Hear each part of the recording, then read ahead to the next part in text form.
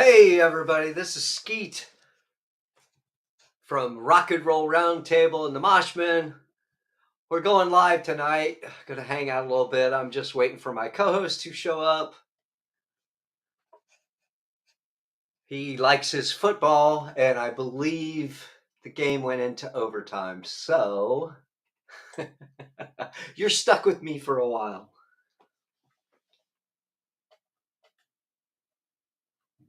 And I'm going to check a few things here to make sure the stream's going good. Get my little windows up. There we go.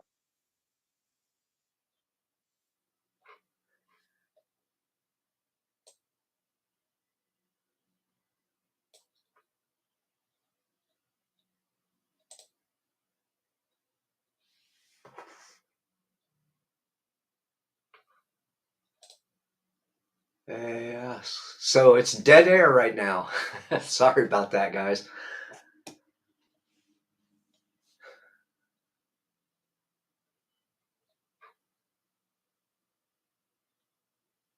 Okay.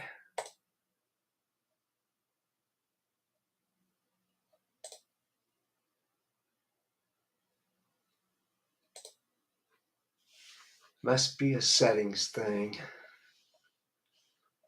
How's everybody doing tonight?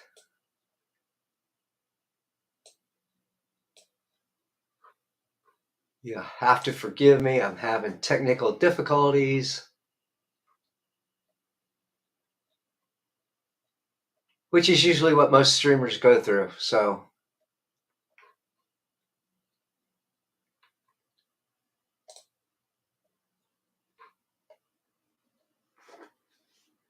isn't that interesting?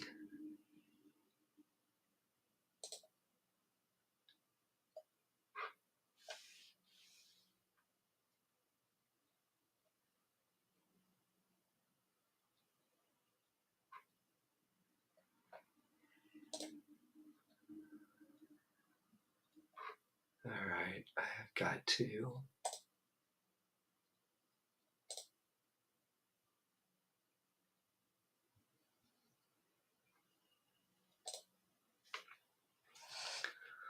Let's see.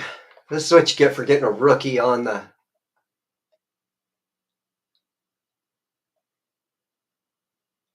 computer.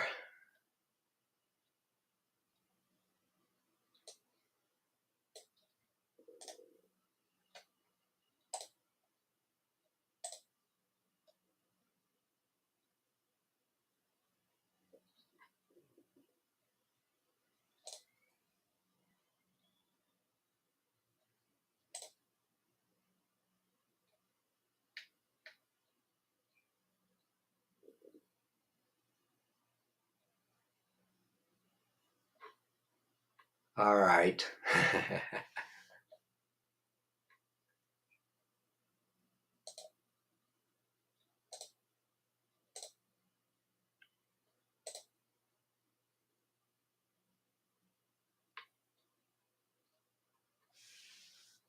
Well, let's see.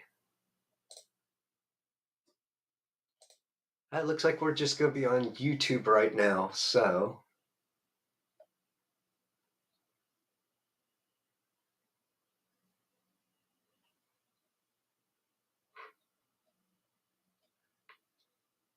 yeah, this is what you get when you don't know what the hell you're doing half the time. So, how's everybody tonight? As you can tell, it's all technical difficulties. I gotta love it.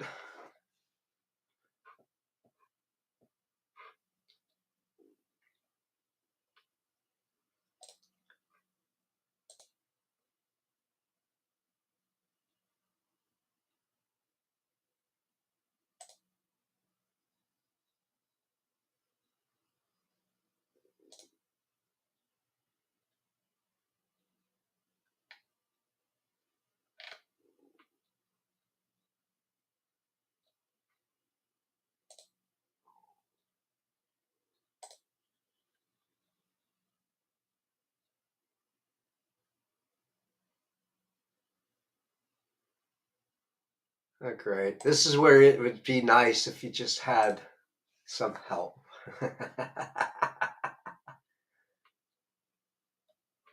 Feel free to drop me a line in chat if you're watching.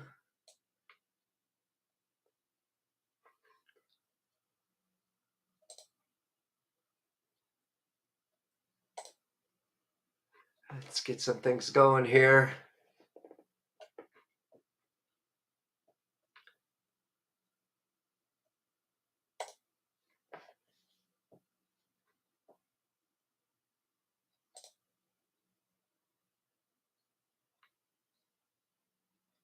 Oh, great.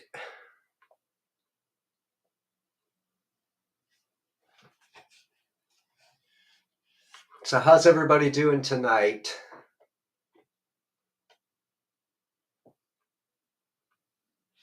Again, I'm waiting for my co-host. Must be the Bengals games going on.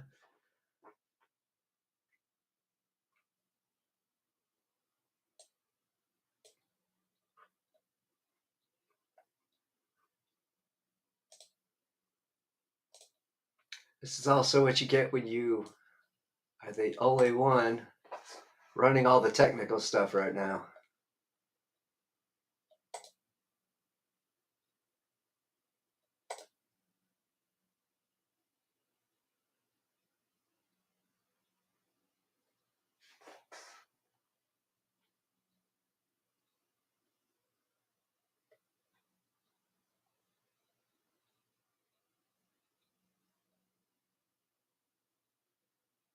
Oh, there we go.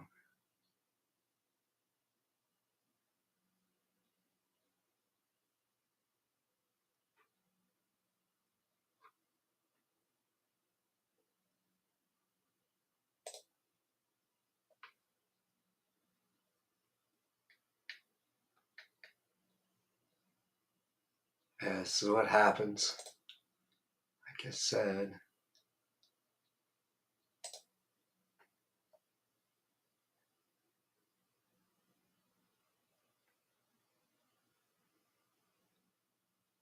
All right.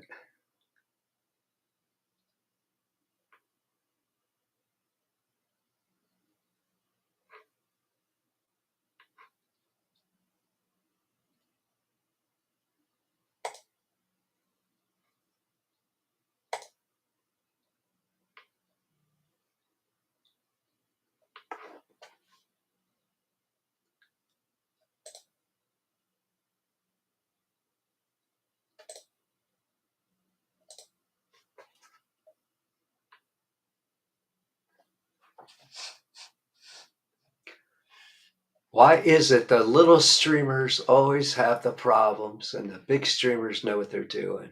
Oh, that's right. They pay somebody to do stuff.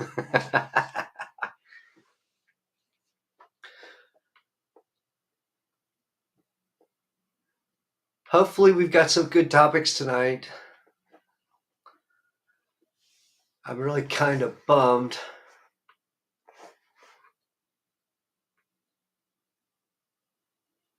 that I'm having issues here. So,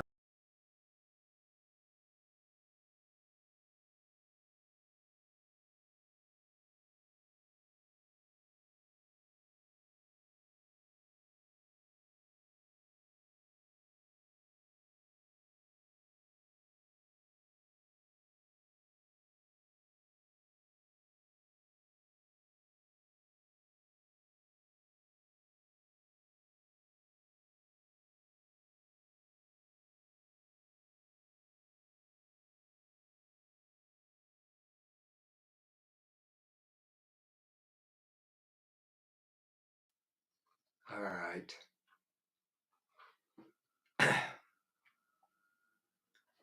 Yeah, we're back. Okay.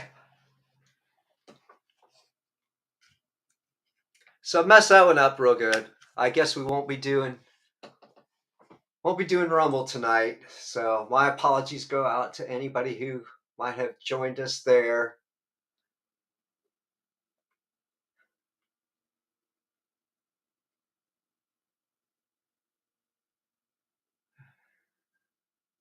I'm still messing with it here.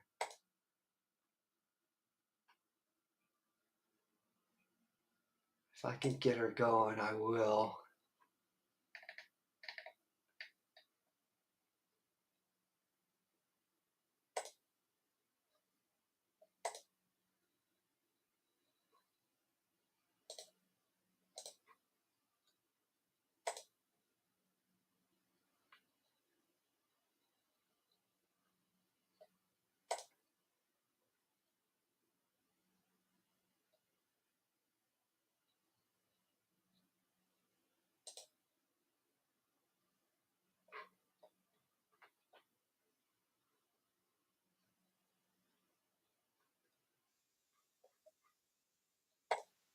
There he is. Yeah, I'm finally here. A hot mic there. I haven't done anything different. Woo! Woo! Turn it down, I guess. Yeah, I'm gonna have to. You are blazing through, brother. What about now? You are on my end. Well, I mean, you keep cutting out. Do I? Yeah. Sorry about that. All right, I'm on half now. Is that good? Yeah, that's way better. All right. All right, I'm dying here. Fucking ridiculous, man. Ridiculous day.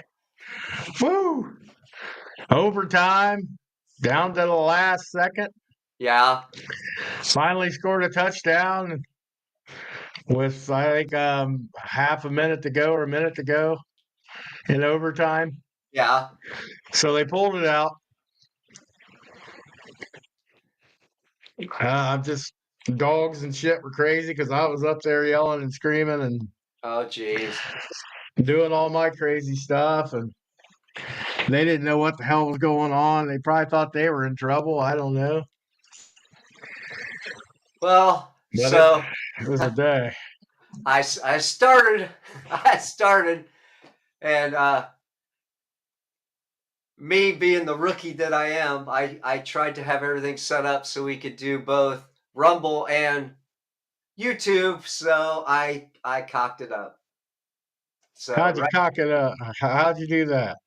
I I I had stuff set up, was ready to go, and nothing was coming up on Rumble. So Oh, I had to kill the Rumble stream. So I definitely want to apologize in advance. I was already trying to get something going on the air yeah. instead of me just looking at everything and Bumble fucking around. So we're on YouTube. We're live on YouTube. Again, Okay. apologies to Rumble. Maybe I'll take the stream and I will post it up on Rumble later on after we're done. But right now, this is what you get. So I promise I will have stuff figured out a little bit better for the next stream.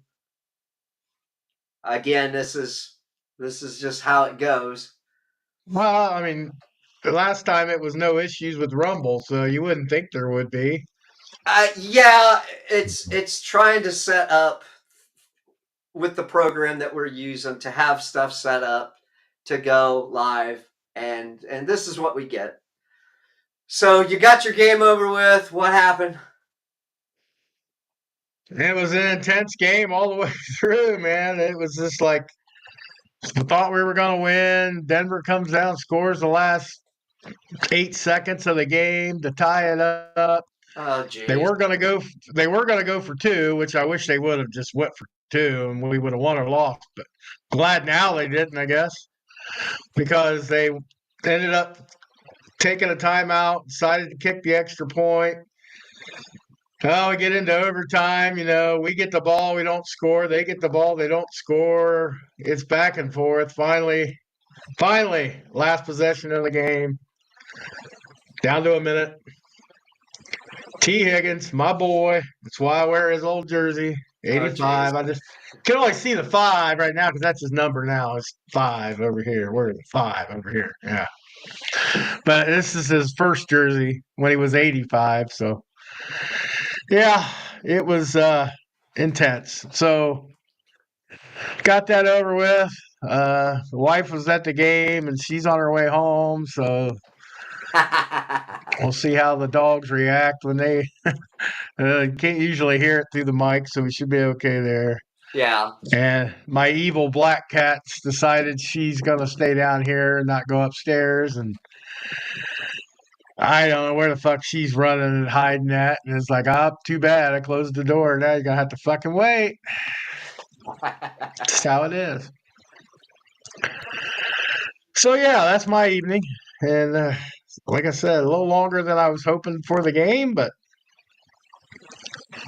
still win, I guess. Still alive for one more week. We'll see what happens. But it's a Gotcha. long shot. It's a long shot. So.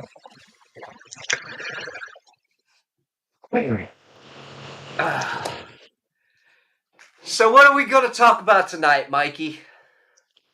Well, How do you want to get this stream going? this will talk about the artist branding, um, products, whatever you want to say. Anyway, that they use to market their band, or they use it to just sell shit. I really don't know, and I think you got to start with the matriarch of all that. I really think that. I So really think. we're Yeah. not we're not going to talk we're not going to talk about regular band merch, okay? But we will touch on it a little bit. So Yeah. I guess the topic was uh, the products outside of like touring merch. As far as everybody knows you got T-shirts and trinkets at shows and stuff like that. But we're talking about the stuff that the bands kind of go above and beyond the call of touring duty to actually make some money. Right. And Right. and so that ought to be the lead in for the Yeah. granddaddy. Yeah. We all know it's Kiss. I mean, anybody that's been around music or anything for the last 50 years knows how well Kiss brands not only their own stuff, but stuff that you wouldn't expect, like comic books and Kiss dolls and pinball machines, all the way, all the way up through whatever else they got. They got a restaurant, I think, that they have or did Well, have. okay, and so one of the biggest things that shocked me through the years, and Dimebag Daryl was buried in a Kiss coffin. Yeah, that's the extreme they went to, a coffin. Yeah. So yeah, through the years, this is where we've gotten to a Kiss coffin. I could see the pinball machines, especially like back in the '70s. That's rad. Okay, Yeah, yeah. that was really cool, and they really kind of took that to the next level as far as products. Yeah, who would not want a Kiss pinball machine in their fucking house? Yeah, yeah. I I mean, mean, honestly. they've had a lot of things like that. I mean, even you really think about it, I know it's kind of considered part of their merch, but they had the whole Kiss Army thing where Yeah. you could get patches and stickers and everything else that showed you were in the Kiss Army, and it's like the love gun had a real live gun with it and shit, just oddball stuff. But as they went along, got later in their career, they really switched it up and started saying stuff, using stuff like the weird stuff I talked about. They got them dolls that they collect. I mean, that's weird for me. I don't collect dolls, but any coffee mugs, tumblers, I mean, anything you can think of, Kiss has probably put their name on it, sold it somehow. And I don't know if it's genius, I guess, because of the money aspect. but it's also annoying after a while. It really gets annoying after a while. It's like, dude, everywhere I look, it's Kiss something, and it's like, understand their intention, but I also think, that makes them look really greedy. Like they just don't care about anything but money. Well, I mean, I know there's so many ACDC products out there as well. So Right. ACDC is just as guilty in the past 20 years, 30 years maybe, to Yeah. where there's nothing that there's baby clothes that you can get branded with the Oh ACDC yeah. logo. Kiss And has those too. Kiss pajamas for little kids. Yeah. well, and any band that's got a store, if they've got merch, that's what they're doing. So I'm cool. I think I'm cool with anything along the lines of t-shirts.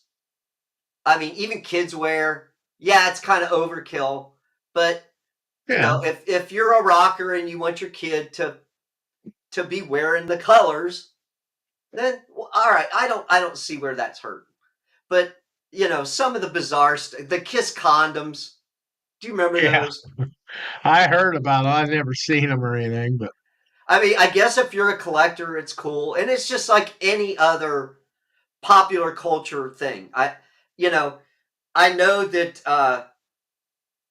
Todd McFarlane was a comic book artist and writer, and right. he did Spawn. He was in Marvel, and he started a toy company, and some of the coolest figures, action figures, dolls, if you will, Yeah. he's made them, and they look beautiful.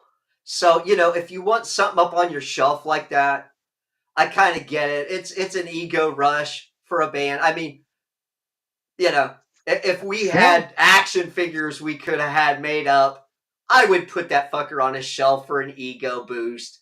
Who wouldn't? So Yeah. part of it I understand. It's just when it gets into the strange, bizarre is when I kind of go, wow. Yeah. I mean, the coffin thing, I mean, I can understand it, but I also think it's kind of creepy. Why Yeah. would you even have an idea for that?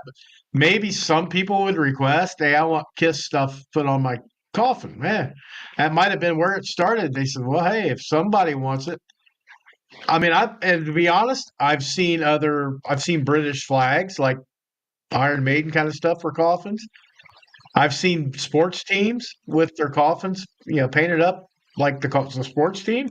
So I just think Kiss is so much into everything that it didn't even really surprise me. It's just like, yeah, I thought it was tacky until I thought about it for a while. Yeah. You know what? There's a demand. Why not make a supply? I mean, really. And it's not hurting their wallet any, but if people are still buying it, well, who am I to say don't do that? Yeah, And really, I'm not saying that at all. It's just that right, whole, I guess it's just trying to break down that whole crazy thing right. and get a grip, wrap your mind around what the fuck.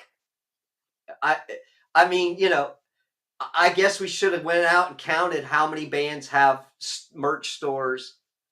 And again, if you can't get a shirt at a show, and I've seen that in the last 5 years, to where the crowds were so packed that you had to either choose, hey, do I want to miss some of the show so I could get a t-shirt at the show for my Right. bragging rights? I want to get my merch.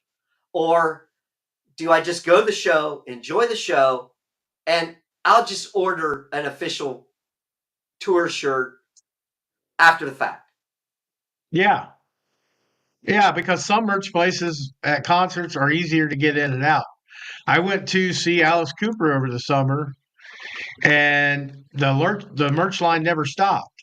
And it's like I didn't get a shirt because I didn't want to wait in line and miss part of the show to get a shirt.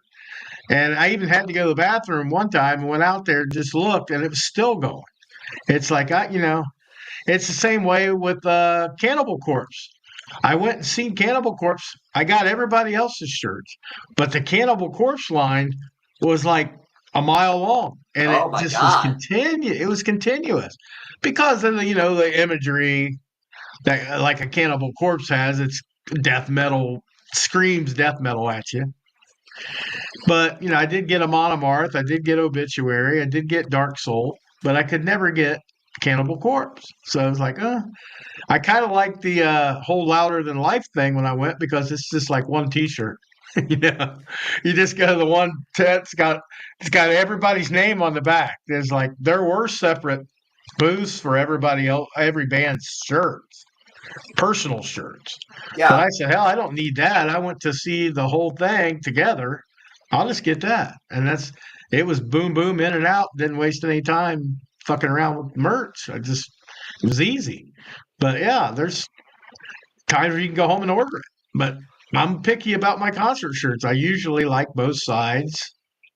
Yes. I got Yes. I got one sided shirts of bands, don't get me wrong, but I prefer the two sided shirts that have dates or band names or something on the back. So Well, just me. and that's kind of the cool thing is you can look at the shirt and say, okay, I was there at this date, you know, and it's cool to point it out and say, oh yeah, man, I remember that show, and it just kind of brings those memories. But and then we get to the point where you get to a show, and some places this is the only place you can get merch, so now you're stuck Yeah, carrying all this merch. true, true. I mean, if it's like raining, storming out, you don't feel like wearing four shirts because that used to be the thing when we bought a shirt back in the day. You just have a shitty ragtag shirt on, and you just throw whatever shirt you wore over top of that. And you Exactly. wore them right then and there. But hey, I'm older now. I don't really want to sweat my ass off wearing five t-shirts. So yeah, it's just and you gotta keep track of where it's at, and it can be annoying. But I mean, as far as the oddball merch, I think you've got to order a lot of that online. I think they have some stuff at shows, but I doubt if like for say Iron Maiden. I mean, I had the Trooper beer that they came out with, but I had to get it at a store, like a spirits store or whatever. Yeah. I don't think they have those at shows. Now, I could be wrong. I mean, haven't been to a Maiden show in a few years, so, but I would think they don't sell 6 packs of Trooper Ale or whatever the hell it is I I at, at shows. I Yeah. don't believe they did actually. I'm trying to remember, and that was I was just looking at the booth, and the line was ungodly at Maiden. Oh, yeah. It I was bet. yeah. So I had places to go and people to see at that show, so I didn't have time to be standing in a booth in the merch booth, and you know what I mean. I had to be Yeah, I get backstage. you 100%. I had to be I get you. backstage for that show. So that Yeah. that was I gave up the merch. I got a killer shirt, but I ordered it online. So Yeah. it is what it is, unfortunately. But Well, another thing, and this is for the bigger people out there. There's a lot of times a lot of these places only have 2X. And I needed 4 and 5 at one point. I mean I'm used 3 now, but you got to find those online. It's just they're the only place that really sells them. You don't get a lot of 5X, 4X at shows. Rarely do you get that. So it's like there's plenty of shows where I didn't get a shirt, but I just went home and looked it up online. But a lot of those pissing me off, but they're one sided. yeah, It's like why can't I just have the regular shirt that they do at a concert? I mean, I'll pay extra, whatever. But no, so I know that that's a thing where you don't always get a show night merch. You can get it later, but I well, don't know about the beers and coffees and stuff. Now, I think you'd have to go to their website. I would think for I think so too. I mean, I again, it's like everybody's got a coffee now, or everybody's got a whiskey. I found the Yeah. Metallica whiskey on a page, and I guess it's cool. What if it sucks? What if it tastes like shit? Yeah. I I mean, mean, I've had Sammy Hagar's tequila, well, yeah, but and you can get that in the yeah, regular liquor store. true. So He's got two different kinds out. Yeah, so when he had his Cabo Wabo and was promoting that, they had that fucker in the liquor store, I like think readily yeah, available because it was big enough. But all these little, how many yeah, like Metallica whiskeys are you going to get at the local liquor yeah, store? yeah. I didn't even know they had that until you mentioned it yesterday or whatever, and I didn't know Metallica was in that business.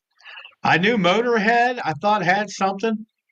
I think Motorhead back in the day started something, but it's probably more nostalgic now since Lemmy's gone and they don't do no more tours or anything. But yeah, I wouldn't want it as much knowing that they don't actively play now. And that would be my thing. Now, some people want it as like you said, the collectors are huge for this kind of stuff because anything that says their favorite band, a lot of people they got a band cave, they make it a band or they make it, you make it a band thing or you got a sports team or whatever, but you make your decor with collectibles and they're kind of like people that collected action figures for years that don't open the box.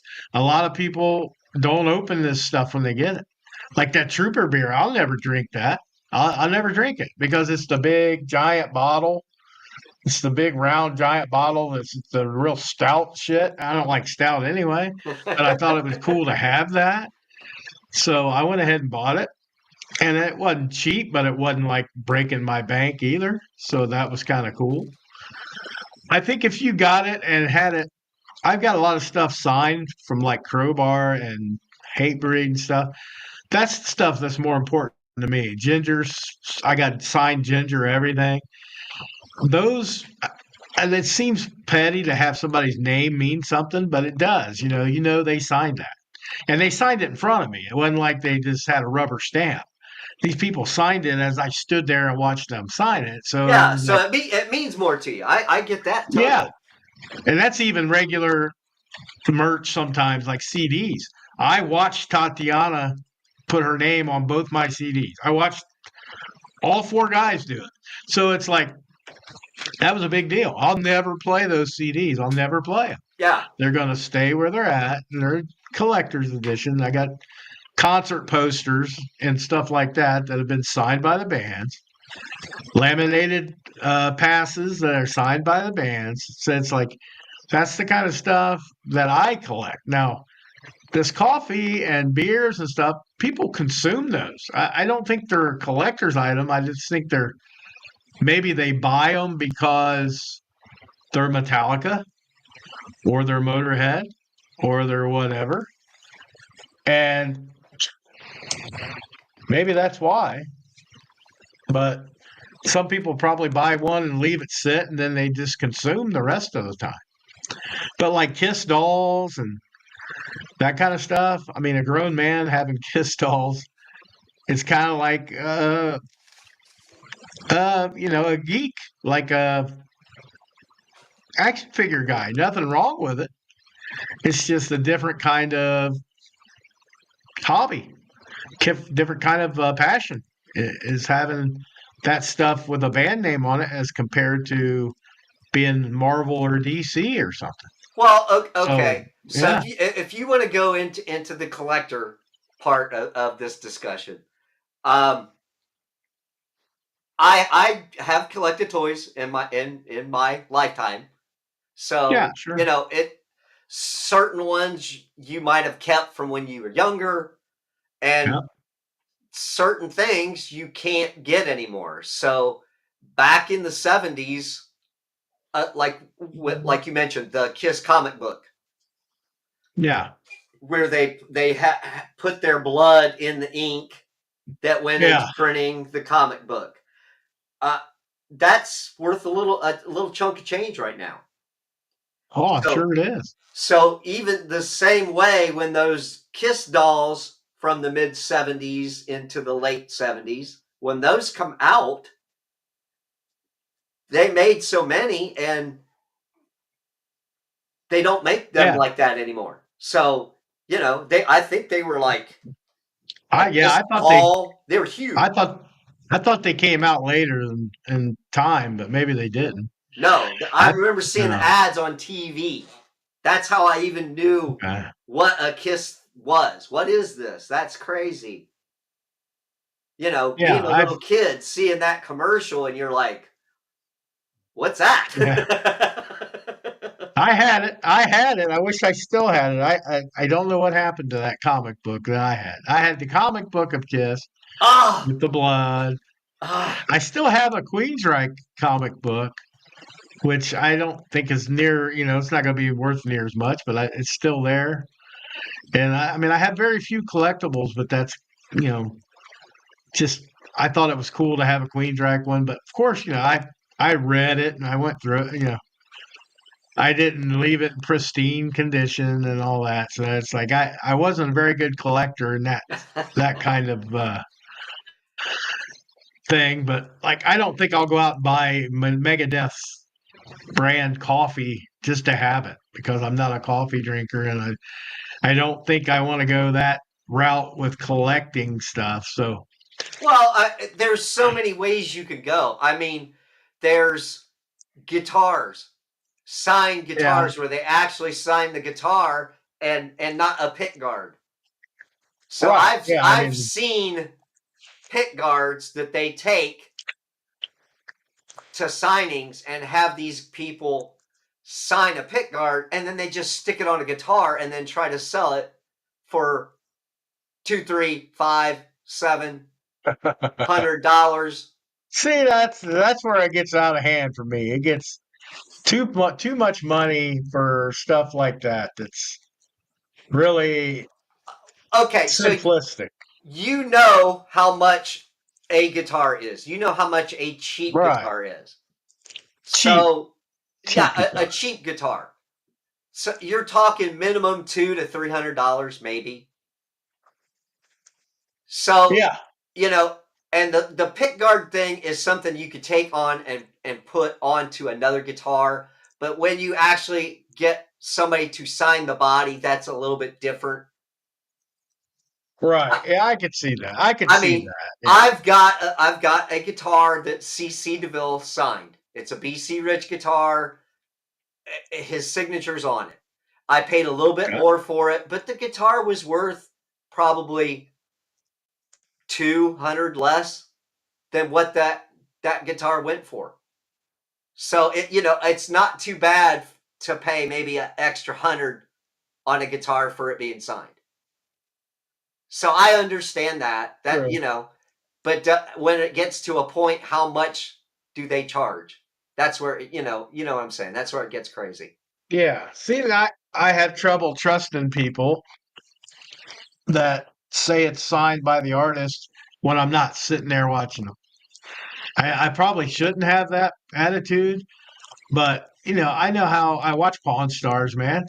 People are constantly forging that stuff to try to get the big payout, and it's like I don't know that I could pay a few $100 extra for what may or may not be an autograph. That would be the only part of I wouldn't like.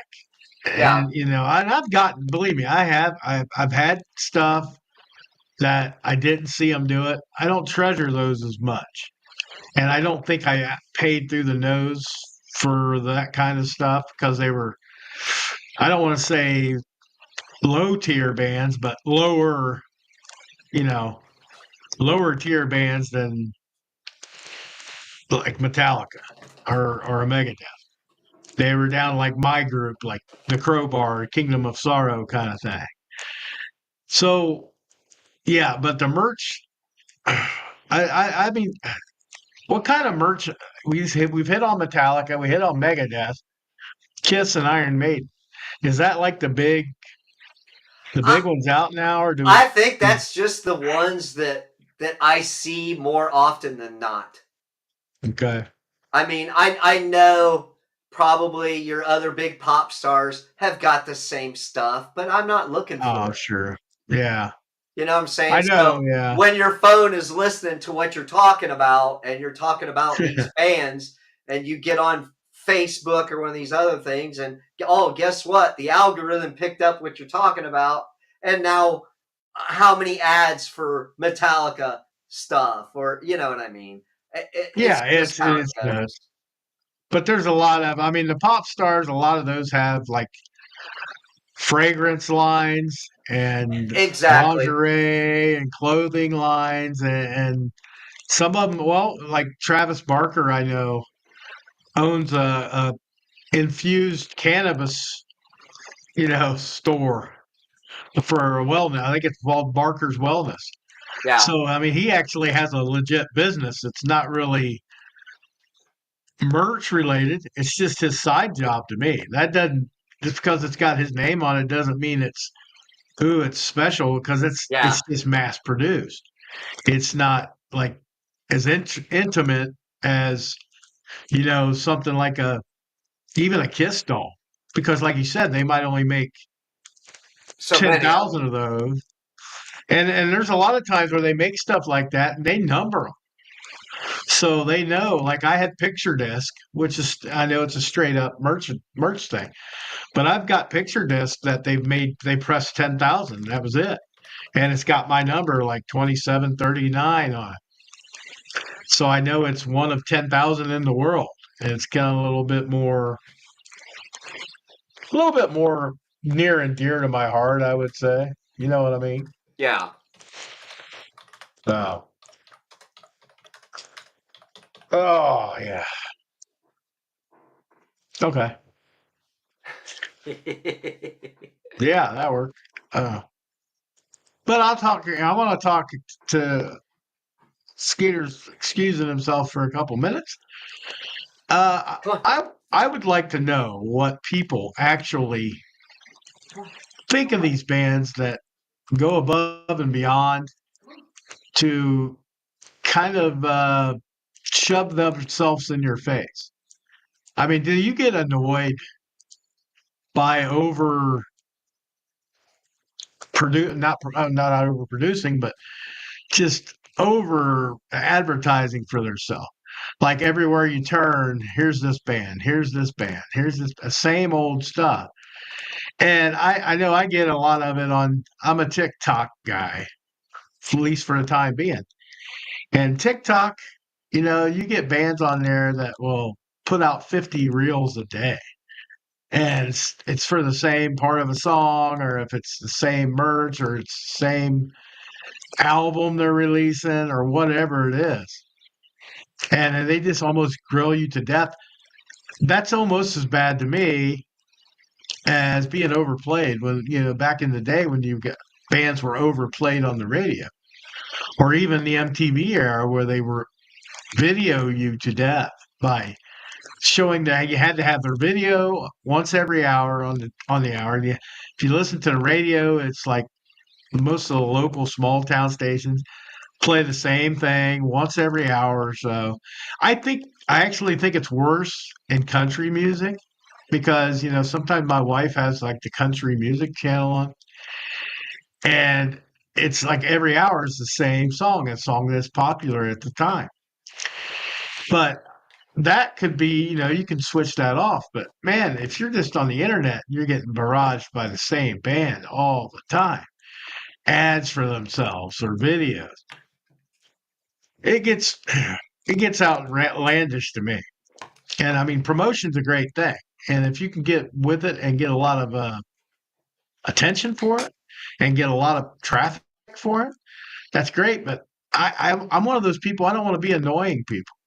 I don't want them to start hating me because they see me I'm too visible to them. So there's got to be a cutoff point.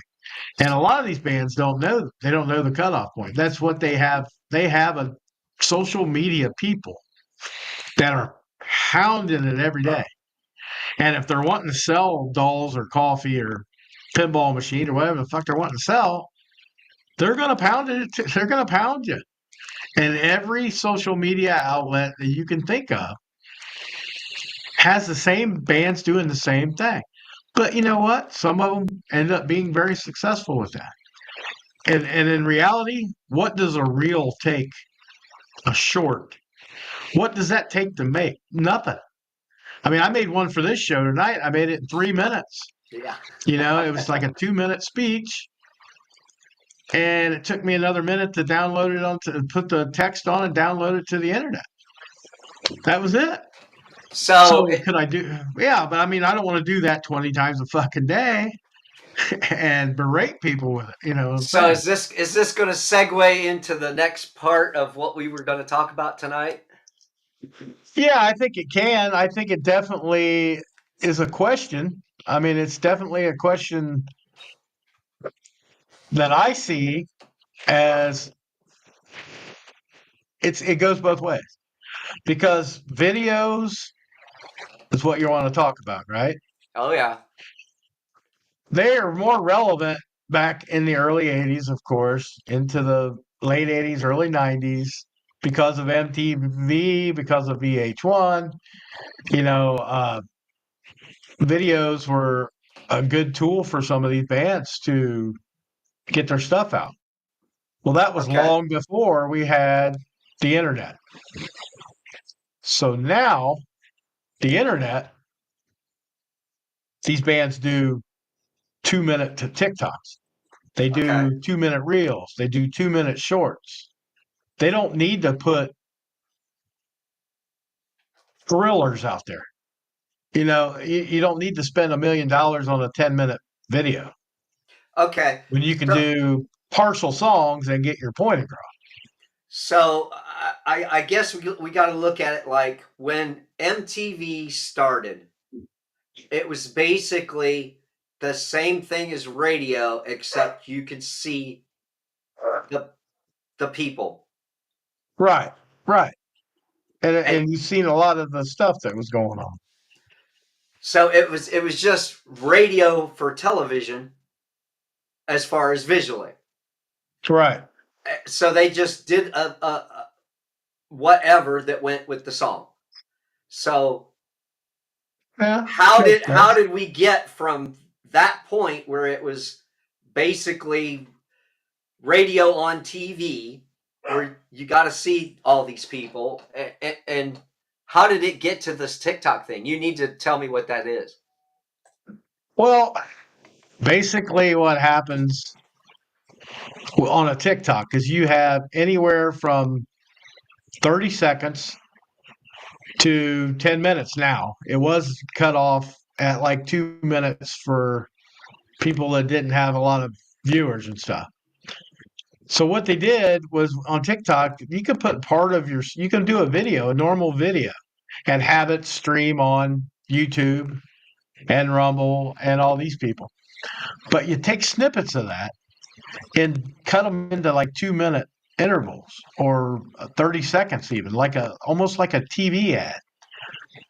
And you just you throw them on as an upload on TikTok, and you can have 10 reels for one song if you do 30 seconds. But it just saturates the market.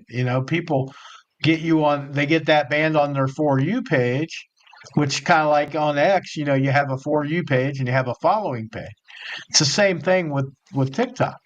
But if you're on a For You page, and let's say that's where I discovered like not enough space at was on a TikTok. And I Okay. thought, man, that's interesting. So, of course, I see them a few times. I like their content. Of course, then they get pushed into my algorithm a little more. And the more I hear them, the more I see them, the more I'm digging it. So it's an effective tool, but they're anywhere from 30-second to 2 minute videos. So I also see videos still being made, the full length 5-10 minute videos, but they can dissect those into portions and really just saturate. Even YouTube has. I mean, think about it. YouTube has shorts. They have which was what I put on today. I didn't put it that way, but I put it on there. It was only 2.5, 3 minutes. They threw it into the shorts category. So we have a shorts for the first time on our Moshmen page. Oh, nice. And, that I could do 10 of those of Well, yeah, different but subjects and have all those out there. And people go to the shorts to see quick videos, 30 seconds, a minute, 2 minutes. yeah, but And it increases your traffic. isn't that kind of just manipulating the fucking algorithm? Well, sure. Of course it is. I mean, in the long and short of it, I understand that. I mean, Yeah, yeah. I mean, think about it. If you want to watch a band, but you don't know, let's say you're just scrolling through for new music, and you don't want to sit through a 5 minute song, and you say, well, that's okay. You can listen to it for 2 minutes or 30 seconds even. And so that's kind of interesting. I might have to look into them more. It gives you options, but it also gives the bands who aren't paying shit to be on TikTok. And it's like free advertising for them. And then when they start getting boatloads of followers from it, then the monetization kicks in. Then they're making money for content. And if you get a couple viral videos, dude, there's people that have made their living and still make their living doing TikTok. They do. That's all they do, and they make hundreds of thousands of dollars. I've seen people pay off their parents' mortgages from what they've made on TikTok because they get an algorithm that hits. They got the content people want, and it doesn't have to be music, but there's a lot of music that gets TikTok famous.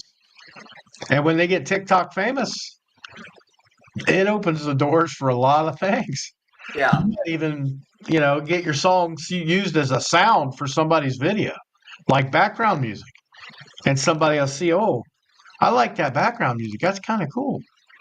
So there's many ways for bands to advertise through video still, but it's just not the old school watch TRL, watch Headbangers Ball, watch 120 minutes because nobody wants to put all that money into making these full-fledged videos. They can just make a performance video, cut it into 5 or 10 sections, and stream it the hell out and do maybe.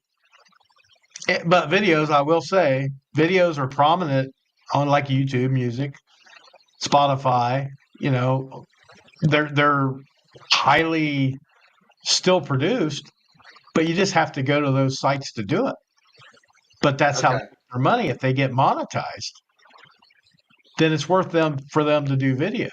Well, I mean, it's kind of Yeah. it's I guess it's kind of the same shit where you get like the sampler of a band on some of the Yeah. streaming services where they just kind of play you a little section of it. I mean, it's irritating as fuck because Yeah.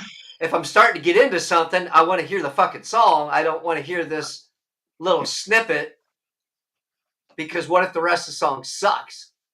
Yeah, I get that too, but at least they're giving you an option and it's like you can go through 10 different new bands in 5 minutes and Well, yeah, but here's 30 that's if second you clip. don't have the fucking attention span to listen to the fucking song. I Right. mean, so And that's the generation we live in, dude. well, yeah, but that's I guess I'm not dealing with it well because it just how do they count a listen? Is it you know how many seconds? It's the same way when you look at the streaming services for watching movies. They won't give you the actual all the details on all the data to say, okay, how many minutes watched or how many minutes listened. It's the same shit. So instead of True. just, you know what I'm saying? So Yeah. we don't know if somebody's watching our stream now, except when you get the little tabulator that says somebody's watching. Well, I know who it is. It's me because I'm trying to see what it looks like going out. Right. But Yeah, yeah, I get the that. point is, I, I give it a like, so it counts as a like. Even Right. though I'm streaming right now, you know what I'm saying? So Yeah. that's where the manipulation of the data for shows or songs, and you know, all the streaming services. What do they count as a fucking listen? I mean, you have to actually put down a like if you like a song. Right. Say for YouTube, you're watching a video, you have to manually go over and click that like, but it will still count people watching your video. How many Yeah. views? Yeah. Yeah. I mean, it's like, I see people that, I mean, I put out some stupid content every once in a while just for shits and giggles, nothing serious. And sometimes I'll get 35 views of mine, and then the next one gets 1,500. So it's just kind of depends on where the algorithm falls. I think certain words that you say kind of get triggered and put in the algorithm somehow on content like that. But if you don't have amount like on TikTok, for example, if you don't have a certain amount of followers, you can't go live like this. Yeah. So if we were trying to do a live on TikTok, we'd have to have 1,000 followers. Well, the beautiful thing about like YouTube and Rumble is you can do a live with 20 subscribers or whatever, and you can work your way to try to get more people. But it's kind of a advertising tool. You're doing what you were going to do anyway, but live's a different thing. Live's definitely something you interact with people in real time. So it's like a measuring stick of how many people actually watch the show. But I mean, you can't base everything on that. But if you had, say, 100 people in your stream and you only had 20 subscribers, you think, well, that's going to help me. Somebody's going to like it, and I'm going to get a subscriber or two out of it. And you got to slow roll your way to catching up with the big people, but you never know. I mean, one viral second. Look at Hawk Tuah. Oh, yeah. I mean, what'd she do? Well, an interview on the street with some random TikTok guy, and she's a millionaire Well, yeah, but she's also in some deep now. shit. So, but we're not going to Well, talk yeah. about all that Well, I fucking know, but drama. it's just that's her own stupid mistake. But I'm just saying, for bands, I think the reason they use that so much is because in a blink of an eye, their song can catch fire, and it's like everybody wants that. Well, listen, what I talked about recently with Moancore. I mean, that was everywhere for a month. Every reel I saw had people reacting to it, like doing the moan and grabbing their tits, and well, just making fun of it and dancing funky to it, and it's like, well, still, people probably know their name now. They probably like that song a little bit, so it got their shit out there, and they got bigger uh, followers now. They got a bigger tour offer. They got all this stuff.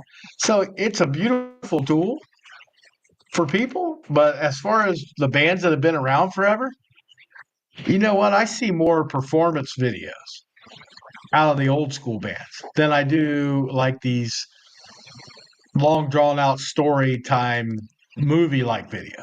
I see more performance stuff from bands than I do anything else. Probably because it's easier and it's cheaper. You just film sound check. You can film sound check and be, make sure the singer's singing somewhat close to what the music's playing. And you're going to be golden because most of those bands are spot on. They're playing just like the record anyway.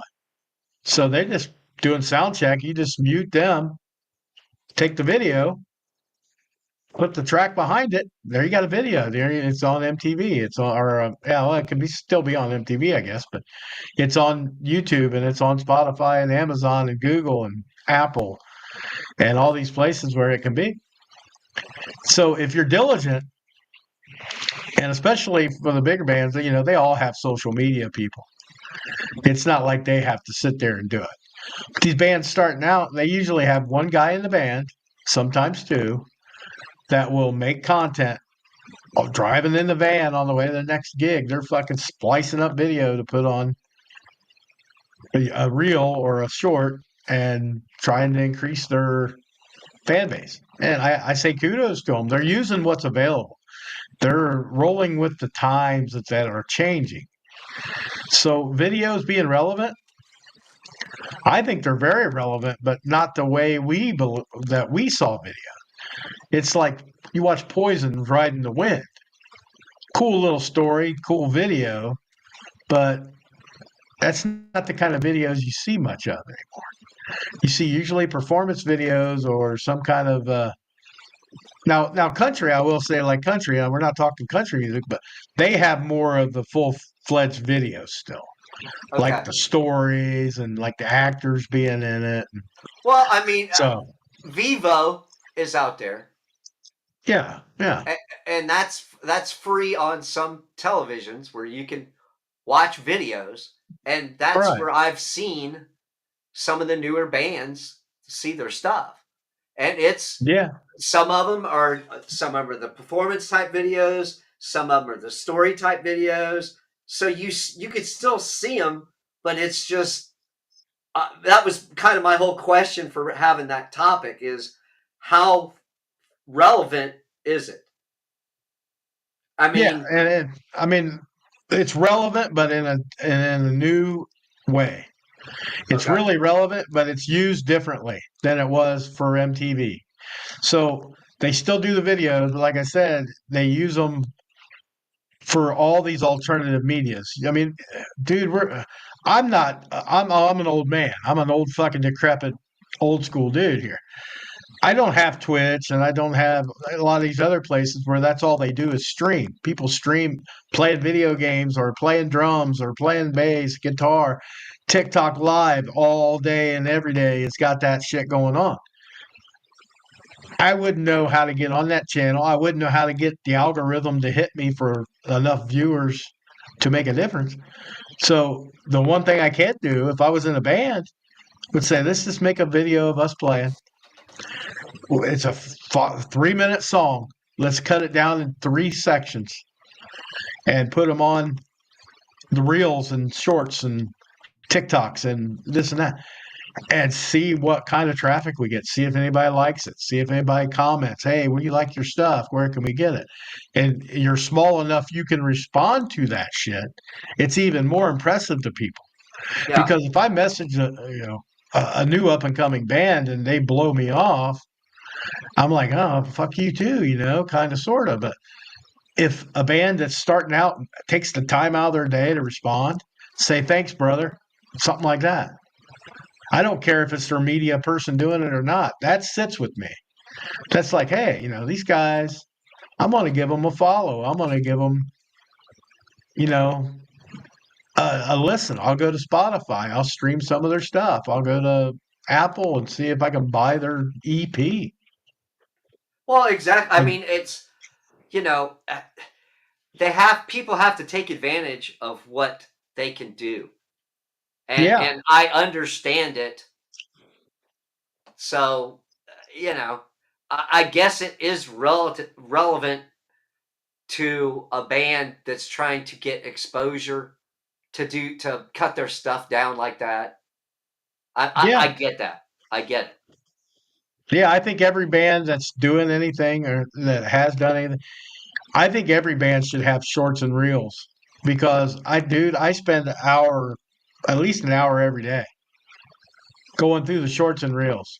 And a lot of it's not music, but music intertwines with comedy, or you even get the girls on there that are trying to sell themselves, kind of, sort of. But you can go to a music only section and do the reels too. And I do that, and there's a couple channels that I actually follow that are all up and coming brand new bands, and they just show them doing a performance with a white background. That's it. So there's no frills about it. But they take these people doing a white background performance of a song and they put it on their channel. And their channel I've found some really, really cool, good bands on there. So it's like, And it's probably good for the bands. It's probably good for that channel that it is, and they're helping each other out. But I've went to Spotify for a few of them because I thought, man, that's good stuff, and I wouldn't have heard of them without checking reels and shorts and stuff like that. So it absolutely works, as I'm proof. I'm proof that it does. But it's bands that, and there's a lot of them that are big major bands. They have them too. But I think for the up and coming bands, it's almost essential because you try to go on Spotify and make a name for yourself without doing any video whatsoever. You're going to get washed up in the mix, man. You're not even going to have a chance. But if somebody sees you on the for real for you page 3 or 4 times and they like every section they hear, they're like, oh, that helps you. And it doesn't cost you a thing besides some time. You know what I mean? So it's an effective tool. If you're asking me if videos are relevant, I think they're more relevant now for bands. They're not as relevant to me and you, the listeners. No, they're not as relevant because we don't have music channels hardly anymore. Like you said, Vivo, stuff like that you got to look for. But for bands that are trying to make it or bands that are working their ass off to get somewhere, it's almost essential. And Yeah. all you got to do, like I said, you make a couple hits that go viral somehow, and your life changes. So it's definitely uh, it could be TikTok and YouTube and that very influential. I mean, just all I can't even name all the bands that have been discovered on TikTok and YouTube. But not to mention all the creators like Mr. Beast and Jake Paul and all that. They're making bank from going viral. Man, I say use it. And they might be more relevant now than they ever have been, in Yeah. my opinion. Now, I can get your take on it, see what you think. I I don't know. It's kind of like I have time to listen to stuff in my vehicle going to work, or when I have time on the weekends when I'm not doing something and I feel like listening to music. A lot of times I'll just call up YouTube on the TV because of convenience. Yeah. You know what I'm saying? So Yeah. I use my phone to listen to music during the week and put it through my car speakers, and then Right. so yeah, I'm not watching videos. I'm driving to work. So it's a convenience thing. Yeah. But like, So okay, when you're watching YouTube, though, I guess what I'm saying is when you go to watch YouTube, are you looking for a specific band or are you looking for new bands that you may have not known about? What's your major? I'm so fucking lazy. I will go back to a video that has music that I like on it and might have 200 songs, and just I'll let that fucker play and clean the house, or that's how I'll jam in the house. Yeah. So basically, you're just not as inquiring, maybe, as people that are younger than us or have time. Yeah, Yeah, like me, I have exactly. time. When you've got to do this or do that, you know, I need something convenient where it's not like you used to be able to just pop in a CD on your CD player sitting in the living room. Where's your fucking home stereo now?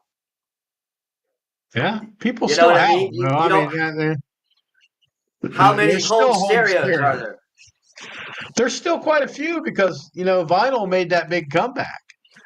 And a lot of people went and got a new turntable and the big speakers.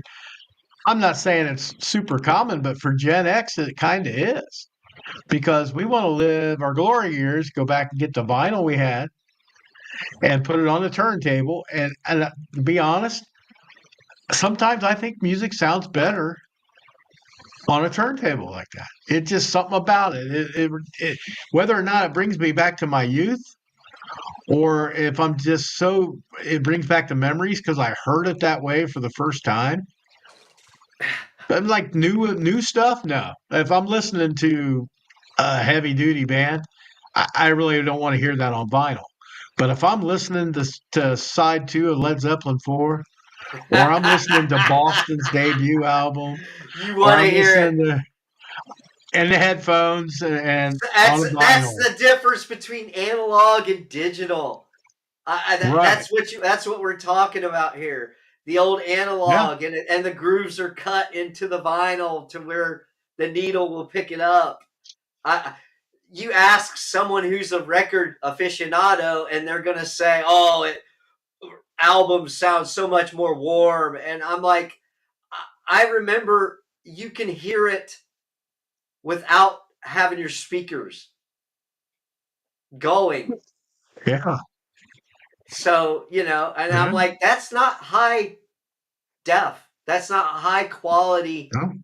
music. I mean, it was high quality music going into the record, but that's not high def. That's not sitting in the chair like the dude doing this and the fucking music's blowing it. Oh That's yeah, the not Maxell. Yeah. Yeah, that's not the old Maxell shit. But yeah, I mean, it's got a Yeah. feel. If you want to hear that, that's cool. But that's just the old analog way they did shit. Right. And I've often considered that. I don't have many hobbies, so I thought, you know what? I'm seriously considering this too. Getting an old turntable, getting the old speakers and stuff set up, and putting it down here in the cave, and having my whole setup to just listen to music when I need to just vegetate. I mean, I can do it now, but it's off my iPad with headphones, and it's like it doesn't sound the same streaming. It just to hear it on vinyl to make sure I have to get up and flip it over. It's inconvenient, but it's also nostalgic. And it's also depending on the albums, you could collect a ton of albums. I got a buddy that collects vinyl, and he's got thousands upon thousands of these vinyls. And it's just I envy that sometimes. I'm like, man, I'd love to have Cheap Trick live at Budokan on a fucking vinyl again. That son of a bitch was perfect back then. And it's just odd, but definitely video. I mean, for people that have time and the ones that are pressed for time, you kind of look into. I would say look into the shorts and the reels if you're not a TikToker, of course. But shorts and reels on like YouTube is great for it to try to discover new bands. It's not something you want to do if you want to listen to bands that you like. You're not going to go through and find Motley Crue channel in your case Yeah. and try to play all their shorts and reels because that defeats the purpose. That's not the same. The reason I use that is strictly for finding new bands. That's how I try to find new stuff I might like. It's very productive for me. It's produced some good shit and a lot of stinkers too. I'm not gonna lie. There's some on there that I'm like, yeah, I wouldn't want to hear that whole song if it bit me in the ass. So it goes both ways. And I don't know, man. I think the video is what you make out of it.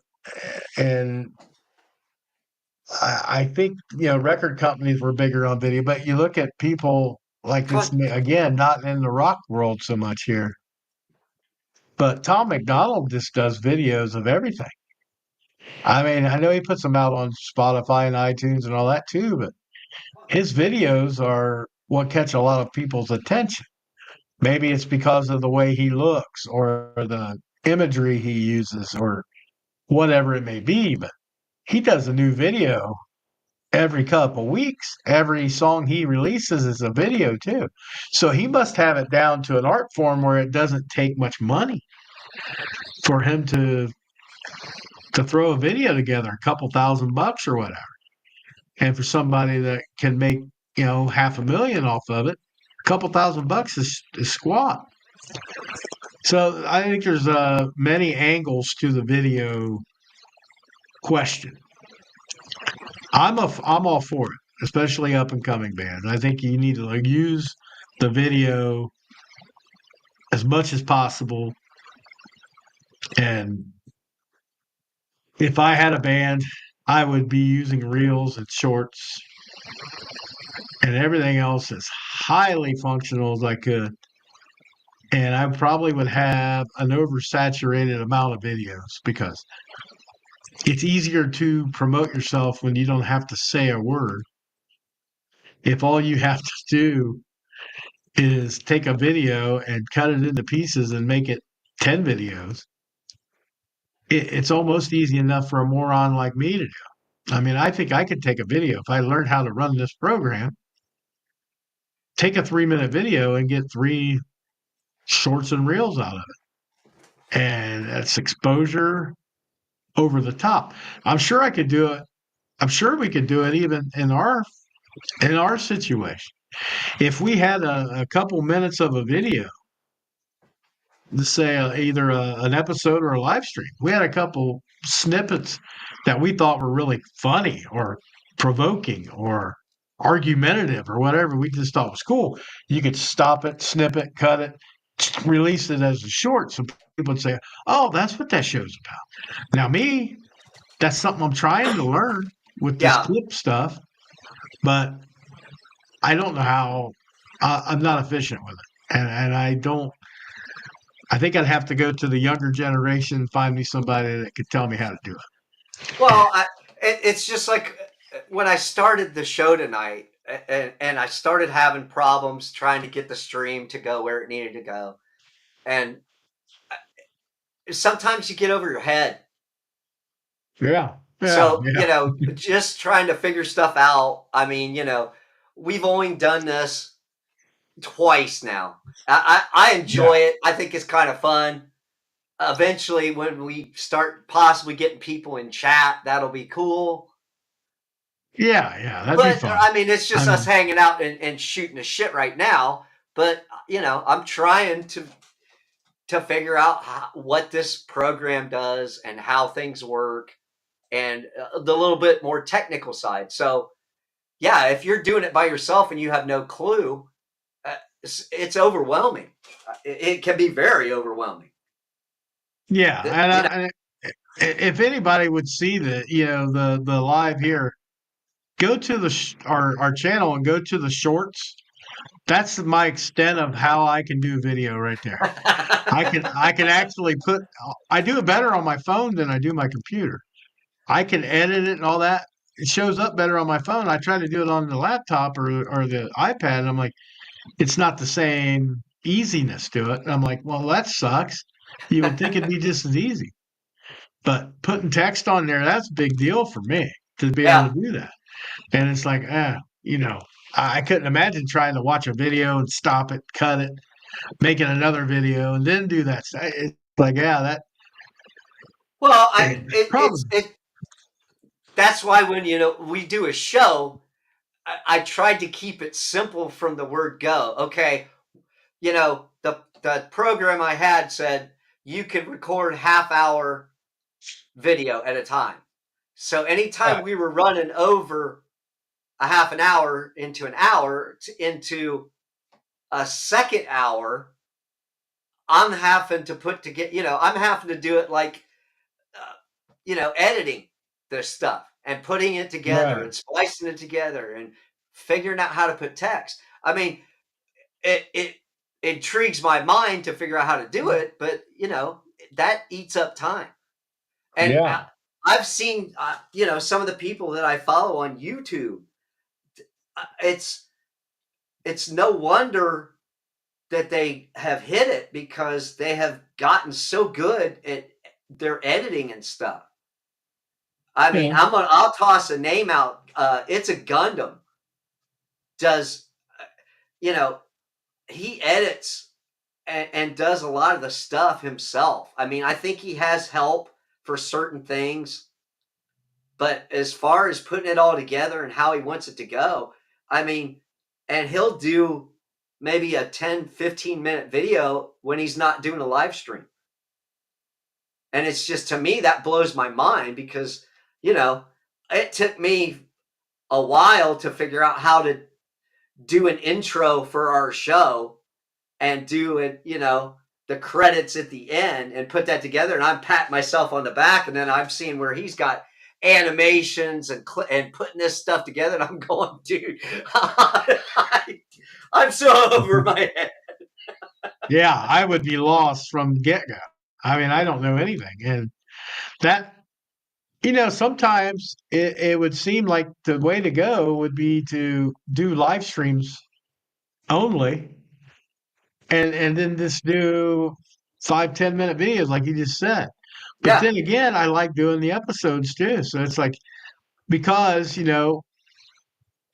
we only get certain times we can do these Yeah. when you're available. And then if I don't have anything happening, like tonight, I had the game and it's a little late, but you know, the live streams would be great if that's all, if that's what you did, you used it like an episode.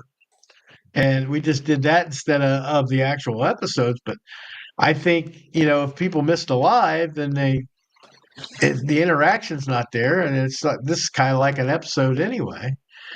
But the only thing it would probably save would be, for sure your editing time.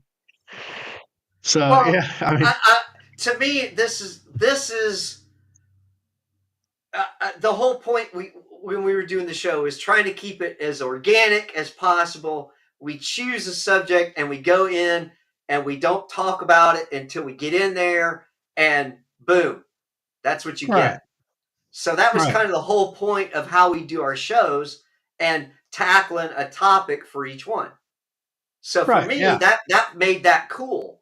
So now, adding the live stream part of this is okay. Well, let's try this and see how it goes. I mean, I'm having fun with it, and of yeah, course, yeah, getting a crowd in here would be cool. It's just like, when your band's playing a show and you got the regulars identical. sitting there just kind of doing their thing and they're not paying attention, and you have maybe a handful of people come see you. It makes it that much, but you play better and you interact better. I Yeah, mean, we always had the old standby that if you're playing a show, you play the show like you're playing to 10 people, 100 people, 100,000 people. You yeah. still put on the show. Well, it's like right now we're talking about this random stuff. We told each other the topic. That's all we did. So Yeah. we'll get on there and we'll talk about it. But I wouldn't know, because I guess I focus on other stuff. I wouldn't know if we had one viewer or a million. I really wouldn't know right now. The only thing it would be different, it would be if I saw the comments just slamming, people's in the chat, Yeah. which would be cool to see. And then I would have to maybe, not ramble as much and kind of watch for comments too, which would not bother me, because sometimes I know I ramble just to ramble. So Yeah. it's like, yeah, if somebody had a point and I say, well, I either agree with that point 100%, or I'd say, hey, wait a minute. Why did you say that? Yeah. Why did you say the videos are useless? When I just had my point that they're very relevant, and a little bit back and forth. I don't want to get into, hey, fuck you, that Yeah. I Yeah. wouldn't do that. I mean, everybody's got their opinion, and it'd be Well, fun I just mean, to see. some people, that's their stick, though. That's how they do it. They want that confrontation, and Yeah, I'm more in it for the discussion. yeah. I don't. Let's discuss something and debate it. And if you bring up a good point, hey, I'm right there with you. Cool. I either Yeah. agree or disagree or whatever. I don't want to you know Well, yeah. insult There's. anybody just to get people to react. Yeah. That's why I don't comment on a lot of things, because I don't like arguing with trolls. I know that's what they want, so they goad you into arguing. I like people that discuss, and they can have a different opinion than me. Just say, "Well, I'm sorry, I don't agree." Blah blah blah. Okay, you made your point, and I have my point, and that's great, because now I know. Okay, he made some legitimate points against me. And his Yeah, argument made exactly. some legitimate point. So I want to take a look at that again. And it's not, it's music is basically opinionated 100%. I mean, the band I think is terrible and sucks and everything else, somebody else loves them. Yeah, And it's just what their styles are. And it's like, okay, even between us, there's yeah, bands I love exactly. that you can't stand, and there's albums you think are the greatest albums. I say that's horse. Yeah, but Yeah, it's not. I'm not going to go to war over it. It's just okay. You think what you want. I got my opinions. You got your opinion. So it's like that's okay to have that banner because if we were all the same, all cookie cutter, what fun would that yeah, be? That wouldn't yeah, be any fun at exactly. all. Exactly. And you'd have a boring, monotonous music world, and nobody wants that.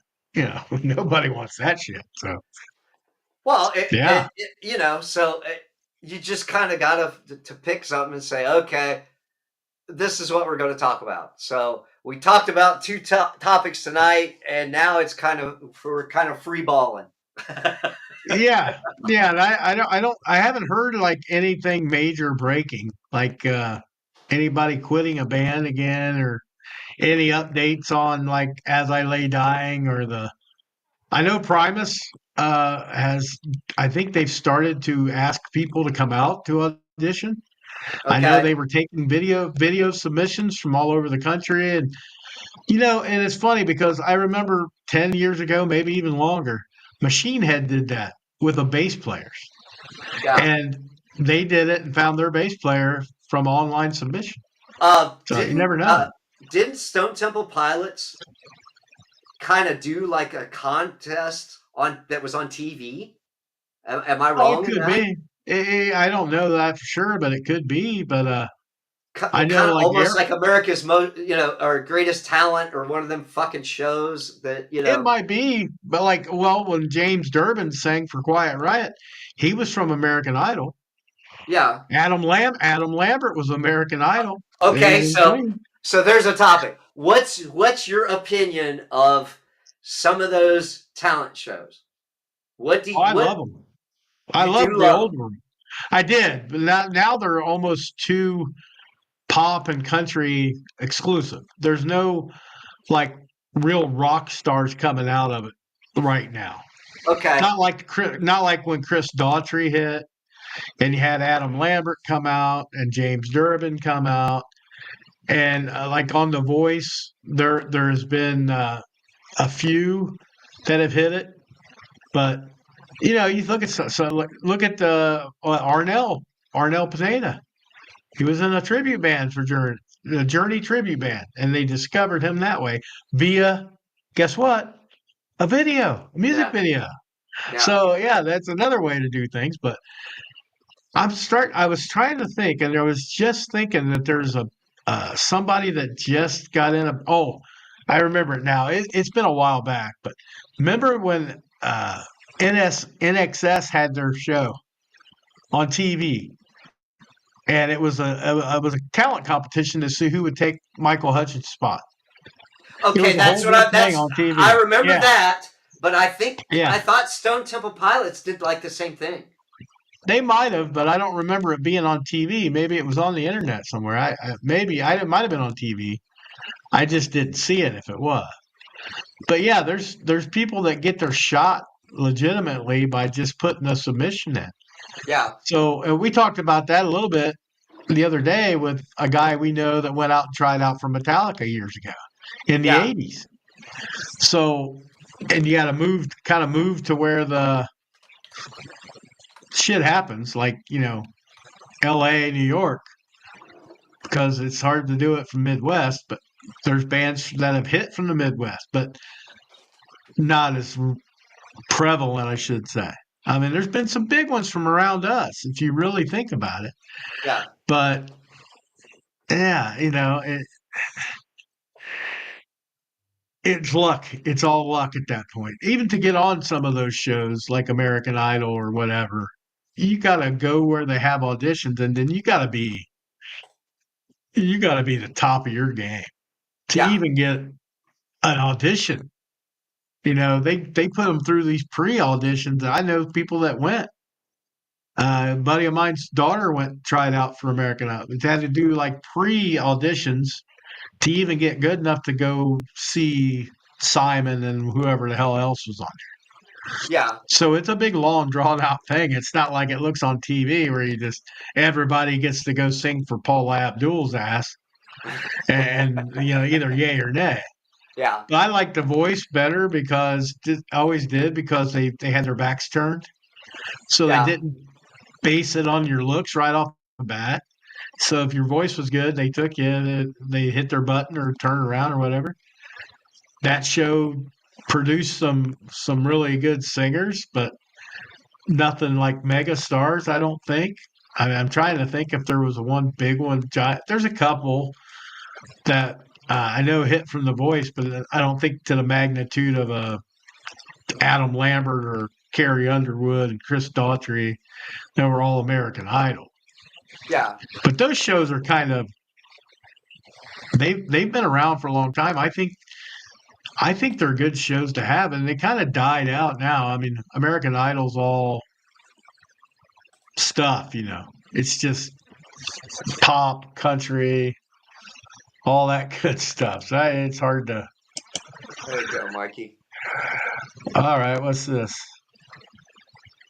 Oh yeah. That's him, and I think he was in the band actually until they were done. Because I remember him being. I thought he was the best one, but he was a little goofy. He was like did a little too much pussyfoot and dancing around and kind of acting kind of silly. And I think maybe I mean, they never got the success they had, but it was nice that they could go out and tour with a guy that at least respected the music and knew the words and did the best job he could. And, Arnell's been doing it for how long for Journey? I mean, Yeah. Christ, they have almost a whole separate discography with him in there. And I think it's beautiful when that happens. Now, Adam Lambert, it's like a tribute band for me, man. But Adam at least tries to pay Freddie his due respect. And I, I don't know. I think it's hit and miss. You get some good ones, you get some bad ones. But so be it with that. I'd take a chance if I thought I was any good. I Yeah. said, shit, I'd send the tape in. What's the harm? It's like, that's all these guys did was send a tape in. And then they must have had something that they liked and said, well, fly out to LA and we'll try you out like Machine Head did with that guy.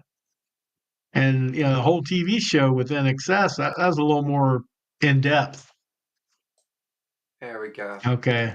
X Factor. Okay. Yeah. X Factor. I forgot about X Factor. Yeah. There was some guys on X Factor that really banged out. I remember, was it X Factor or was it American Idol for For Colin what? Scott? Colin Scott was like, it was weird because Callum Scott, maybe is his name, but it was different because his sister had went on right before him, and she didn't get it, and she was all crying about, and he wasn't even there. He wasn't even gonna audition because he was a real nervous type. Who was that? But they talked him into it, and he blew it out of the water. It's like he became a big star in England, huge. And who is that? His name is Callum, Callum, I think.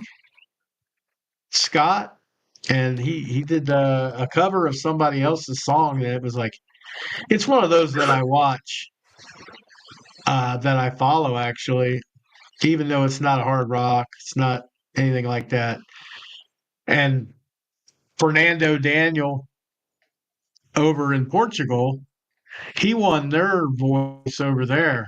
Oh, okay. Britain's And Got Talent. All right. All right. All right. Britain's Got Talent. Okay, yeah, I knew it was something. I knew it was Simon Cowell. But yeah, that was one of the best. I watch those sometimes, just people's videos, their first live auditions. Yeah. That's the one that got to me a little bit. I mean, it was so you could tell how scared this dude was. Yeah. And he knocked it out of the park. And you get those every once in a while. The ones that really get to you, they get you right in the fucking feels, man.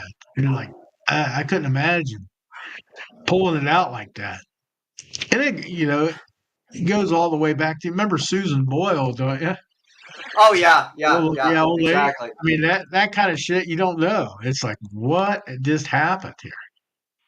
And it's like everyday people get a chance and they score big with it. They hit big with it. And that's again, you know, I'm not in the pop world at all. And I really don't watch those shows anymore. But I can go to a real short or TikTok and be scrolling. And, oh, I didn't see this guy. Yeah. And it's like, oh, even YouTube, they got whole videos of the voice auditions and stuff. Some of them are really good, and you wonder what the hell happened. I never heard from them again. And then some of them, I didn't even know that's where they started. Like One Direction, they're one of the bigger boy bands ever. I didn't know that's where they started. It was like X Factor or something. Yeah. And it's like, oh, it's kind of crazy that, you know, Well, it's you not never the know same. how it's going to go. I mean, I when I started, I remember watching. Um, I remember watching American Idol, like the first ah, 5, 6, 7 seasons, and I Yeah. thought it was kind of it was when it was brand new. It was kind of interesting, but then you could also kind of see how it got more a little bit more mainstream and a little too slick, if you know what I'm talking about. Yeah. Yeah. I could see that. I mean, it's, I'll say you're trying to move me, Yeah, moving me sorry. around. But, I mean, yeah, I mean the first season, of course, was because it was new. But then, about the third season, I think, is when I really was watching and Carrie Underwood being a country and Yes, everything. yes, I love that whole story, from backwoods Oklahoma and didn't really look like she had a lot of self-confidence or self-esteem, but then she'd go out there and just belt the shit out of stuff. And it wasn't just country. She could do rock. She did that what was it? Alone by Heart. She killed that song. yeah. And it's like, that's kind of stuff. And then to come to find out she was a headbanger. That nobody really knew about. Yeah, she loves the heavier music. She Well, okay. So, actually did Paradise City. I saw one time with a band. so that's what And I'm it's like, saying. There was that whole in the early part of that show. It was it was more authentic, or we yeah, didn't hear about some of the behind the scenes stuff and the shady stuff that we do now. yeah, yeah. There's always I always got mad when they had people on there that were already on the show before. I'm like, that's bullshit. They had their chance. Yeah. I think you Well, got to open it up to other people. But that's their show. They can do what the hell they want. But it's just well, kind of yeah, what kind of but what you took know what me I off mean. of. It's that whole. Yeah, how much of the record industry were they trying to get new material or new stars from that? The talent pool. How Yeah, I don't know. instead of it just going on the show, how much of it was again using the word organic? How much of it was organic? How much of it was planned? Yeah, What record company said, "Hey, we've got this artist," and I've heard that about a few of the American Idol people. And I believe Daughtry was even wasn't he on a independent label at one time? I think he had a band. I think there's a lot of them that do that. They have a band that's trying to make it, and then they just have to pick the singer to go on the show in hopes that they'll make it for everybody. Because he was basically, I knew he was working as like a car mechanic in North Carolina, Yeah, and had a whole backstory. Remember watching with his wife had pushed him to go because he worked so hard for him, and she had a kid or something that he was taking care of too, and he loved to sing, but he was always didn't think he was good enough, or he didn't want to spend the money to go, and blah blah blah. So that had a backstory to it at one time, but there was a couple people I know. Yeah, they were in a full fledged band, and they were just there to do the band, So to try to get and their that's what I'm band. saying. So did that affect? I mean, that cut for me starting to hear some of that stuff come out. That's when I just lost interest in it. Yeah, I I was like, think I think I'm not. It's not. I think I was a little pissed off when Daughtry didn't win. yeah, I was too. I didn't mind the guy that won, but there's no way in my mind that Daughtry wasn't the better singer. Oh, So, exactly. but I mean, that's kind of like being an armchair quarterback. The Yeah, ref throws a flag, you think, oh, that's bullshit. That's not the way it should be. And I'm that way too. But I think the careers showed that we were probably right because Daughtry went on to have a pretty good career so far. yeah, and And that, he's still doing it. yeah, he's still doing it hard. And it's like the other guy, I don't know. I think he's still out there somewhere, but he's not near the level of a Daughtry. Well, and you mentioned Adam Lambert. Adam Lambert was from American Idol, wasn't he? Yeah. Yes, he was. So and he's toured with Queen. I mean, so Yeah. it had its cool points, but I don't know. I guess I lost interest in it, and Yeah. I think I watched The Voice maybe a couple times, and I liked the concept of it, but it was kind of like same shit, Well, same I fucking tell you what, shit. I got tired of the judges that they were changing around to. I mean, when it started, the Adam Levine, I thought he was a good singer. I Well, mean, I I'm a know Maroon why 5. that is. Yeah, I'm a Maroon 5 guy. But I think, like, for his country music, as far as country music goes, Blake Shelton was a decent singer. Kelly Yeah, Clarkson's a good singer. So it's like they had real good people on there. And I'm going to vent for just a minute, and it's not going to be that bad. But I don't know why the hell you put Chance the Rapper on that show as a judge. who And the hell is that? now they got fucking Snoop Dogg. How that fucker don't even sing?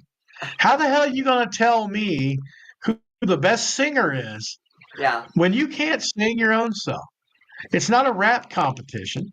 It's a singing competition. But yet I think his guy fucking won this season. If some so you do watch some of this shit. I watch clips. I see clips. I don't watch the show. But I mean I'll see it when I'm scrolling like the Masked Singer. I used to watch that religiously. But Yeah. now I wait till the season's over and I go find that somebody airs them all on TikTok. Okay. This shows the reveals and who won. So I cheat and I get to see who was all on it this year Well, and who did the got to the farthest and who won. Like this you year, have Boys cable. to Men won. You know what Huh? I mean? You still have cable. I cut the cable cord a few years ago, so all I have is internet and streaming shit. So as far Yeah. as watching any channels, actual television, Well, yeah. yeah. That's what I'm saying. I watch reruns of everything, dude. I don't watch any like shows that are on primetime. I have cable, but I don't watch anything legit. I mean, I don't follow shows. That's what I mean with like the Masked Singer. I just wait for this. I know the season's over. I go find it on TikTok. That's another beautiful thing about apps and YouTube. You can probably get them all on YouTube too, That is why you or like any TikTok so Rumble. much. Your attention span has gotten shorter, shorter Yeah, the older you've gotten. yeah. I don't want to sit there and watch it for an hour every week to get through a couple songs and some bullshit with these. I don't like the judges on that show, so they annoy me. So I don't want to hear from them. I Yeah. just want to see what kind of masks they had this year and who was under them. And sometimes they're pretty cool people that get on there and do that show. And it's like I'm surprised they could sing that well. I, Or I knew that was that person. the only They one got that so I many. saw, the only one that I saw was that Brett Michaels was on the show, Yeah, right? yeah. There's So been a that few that singers. was cool. Could you pick him out? I never Yeah, watched. You could if you now that you know who it is, it's easy. But at the time, probably they have the hints and clues and shit every week, so it kind of adds to who they guess it is. But like when Daughtry was on that, he should have won. He should have won the whole fucking thing, but he didn't. And it's like, Once and I again, didn't he even. gets stiffed. Yeah, he got shafted again. He's second place again. That's bullshit. But I think those shows are good. Clean fun for the celebrity people that maybe never got a chance to sing, but I don't like that they put professional singers on it. I just think that kind of kills it for me.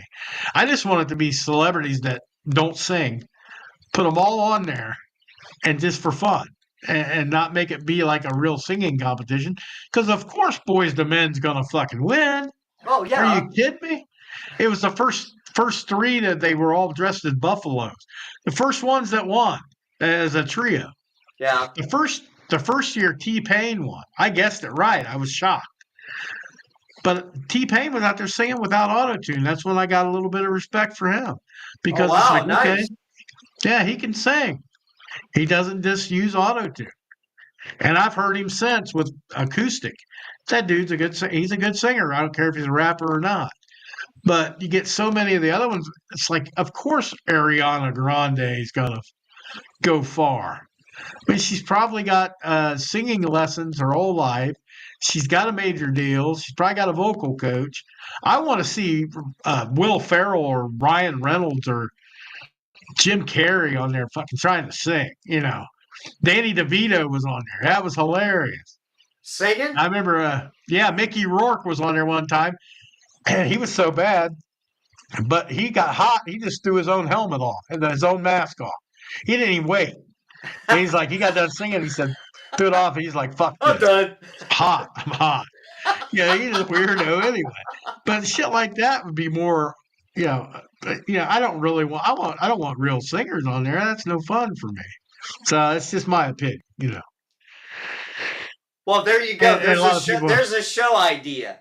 Maybe we just need to fucking tap the YouTube talent, and we'll have them on here, and we'll put them up on video singing for us live on a live stream.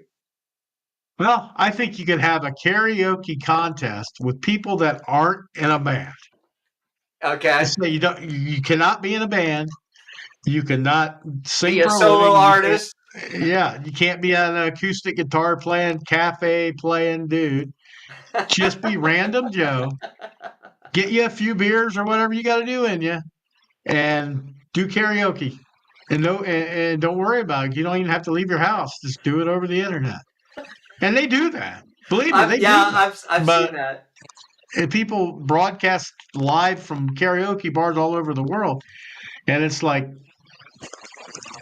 yeah, I mean, why not? And that to me is more fun than seeing people that are professionals singing with a mask on. I don't get this whatever. I don't want to get too into Masked Singer, but it's just Hey, it's music related. We could chat yeah, about anything music related. I mean, yeah, I was gonna start talking about earlier. Uh, why do people still?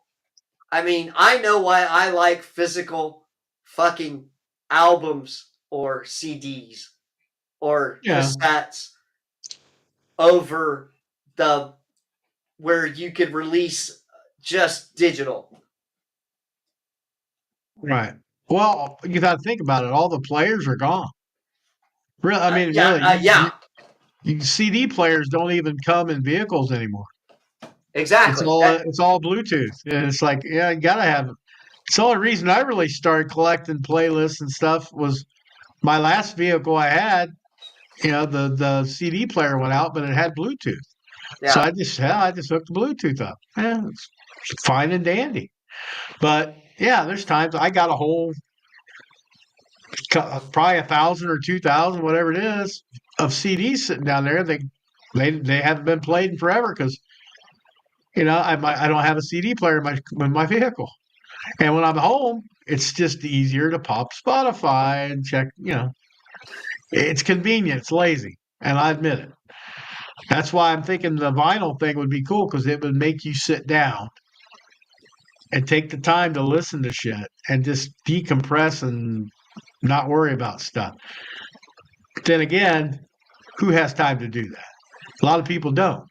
And when they got downtime and they want to do music shit, they want music.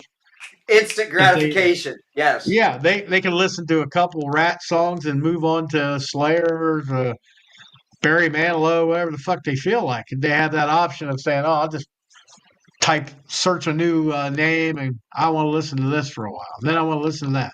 So, Instead of having to go through the whole ordeal of switching out the damn vinyls. well, or that was the same way when we started getting the 10 disc players, when you Yeah, could yeah, I actually remember load the that. discs in and switch in between them, and we thought it was so cool. And I thought it was cool when you had cassettes and your fucking player would actually do the auto reverse and play the other side. So you Yeah, talk flipping the about bar. lazy back in the fucking day, the auto reverse. Yeah, That was high tech. yeah, it was. Or, I mean, even the 8-track players, you could click through the 4 channels of the 8-track to skip to the different parts. And sometimes they would cut a song off right in the middle on an 8-track. Do you remember that? Yeah, I do. It was.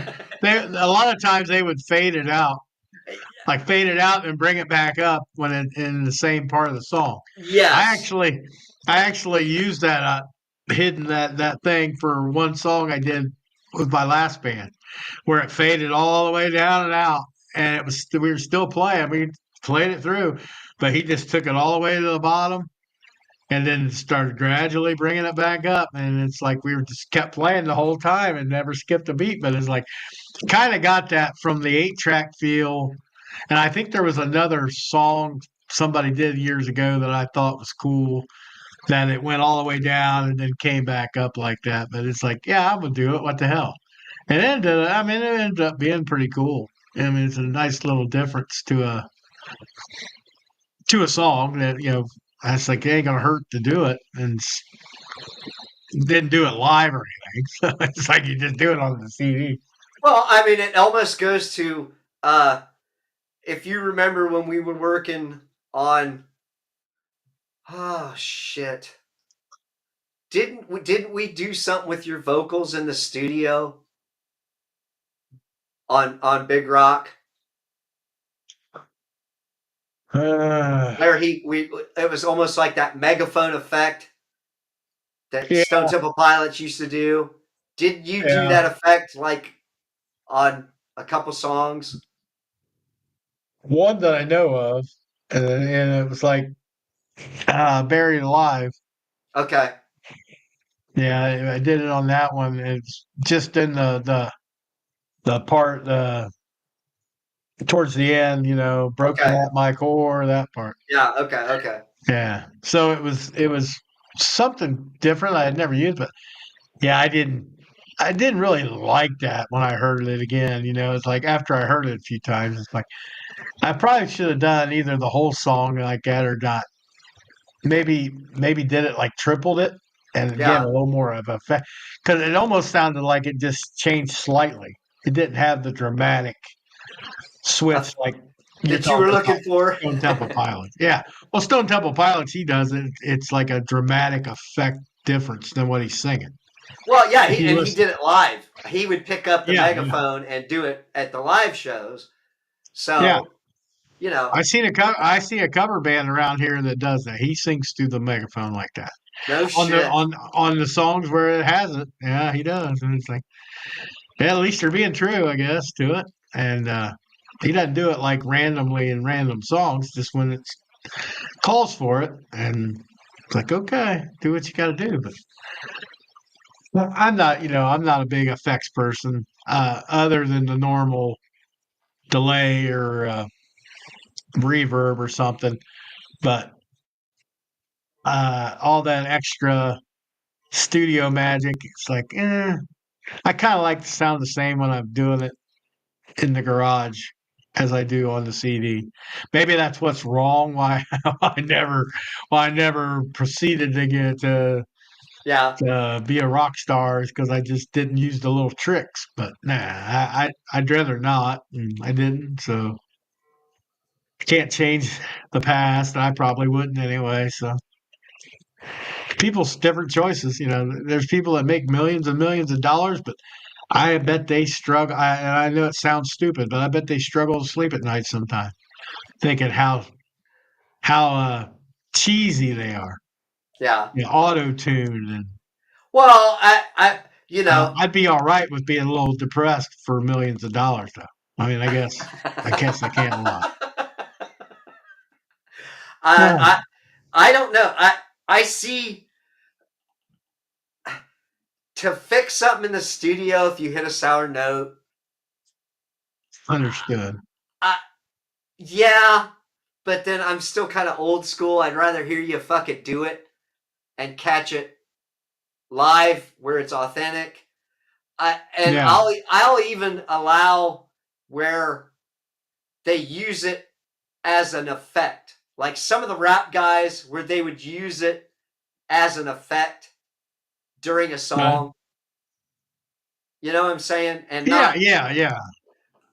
that you could Not be. blatantly see, you could blatantly hear that it's fucking auto tune and they're doing it to make like a vocal effect.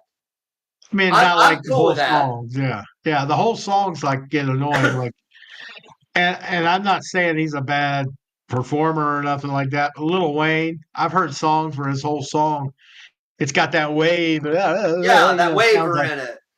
and it's like, I mean, I guess that's his stick, is that's what he does, and he maybe knows he's not the greatest sounding person, but his rhymes, he thinks, the words are cool or something, and it doesn't. He's not claiming to be a great singer or nothing, so what would it hurt? But it's just not my thing, and it's a lot of people are going to say, well, auto tune just, it's better for the listener because you don't hear all the sour notes and stuff. That's true. It's absolutely true, but I don't mind hearing a sour note now and then if I know they're doing it just them with no help.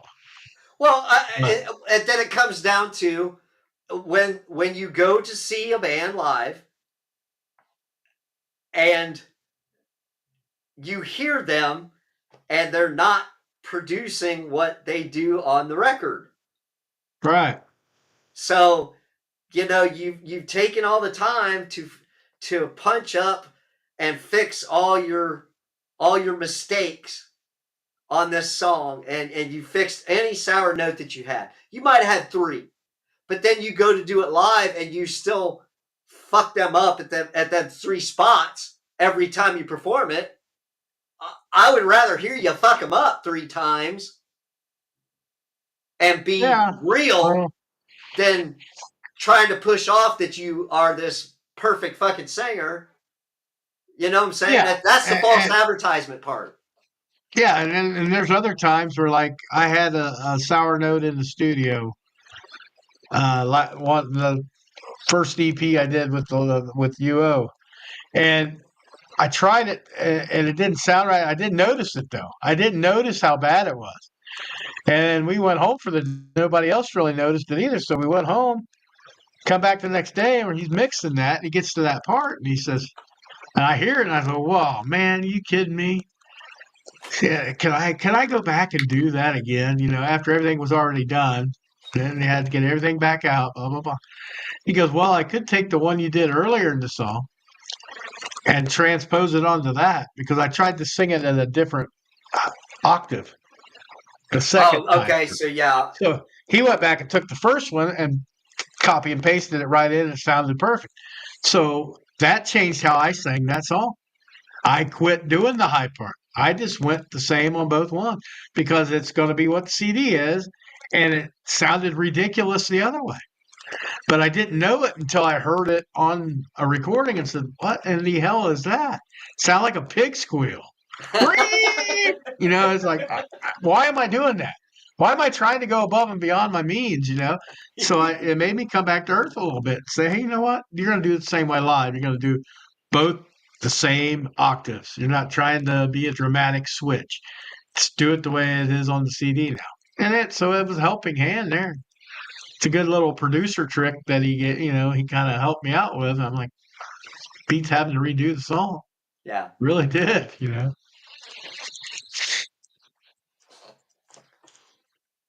All right. I just had something pop up. I don't know what it was. Oh, got a pop up, pop up, pop up.